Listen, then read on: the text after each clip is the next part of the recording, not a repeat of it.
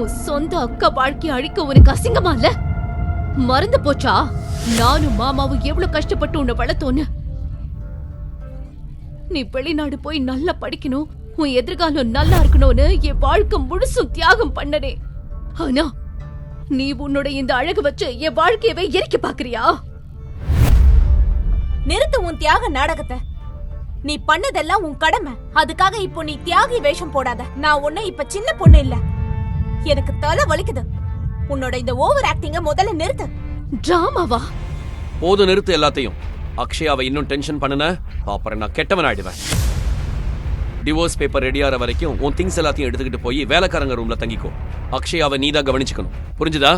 ஆமா கண்ணா, நீ சொல்றதுதான் சரி. என் வம்சத்தை வளர்க்க போற மருமகளுக்கு எந்த குறையும் வரக்கூடாதுன்னு இவகிட்ட சொல்லிடு.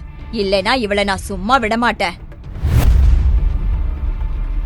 ஒரு பொண்ணா இருந்துட்டு இன்னொரு பொண்ணை இவ்ளோ கேவலமா எப்படி உங்களால பேச முடியுது? எனக்கு தாயாகிற தகுதி இல்லனா அதுக்கு IVF மாதிரி எவ்வளவோ வழி இருக்கு. அதுக்காக என் வாழ்க்கையை அழிக்க வேண்டிய அவசியம் இல்லையே. அத்தை, நீங்களும் ஒரு வாரிசு வேணும்னு ஆசைப்பட்டுதானே அக்ஷயா கூட சேர்ந்து இந்த மாதிரி பண்றீங்க.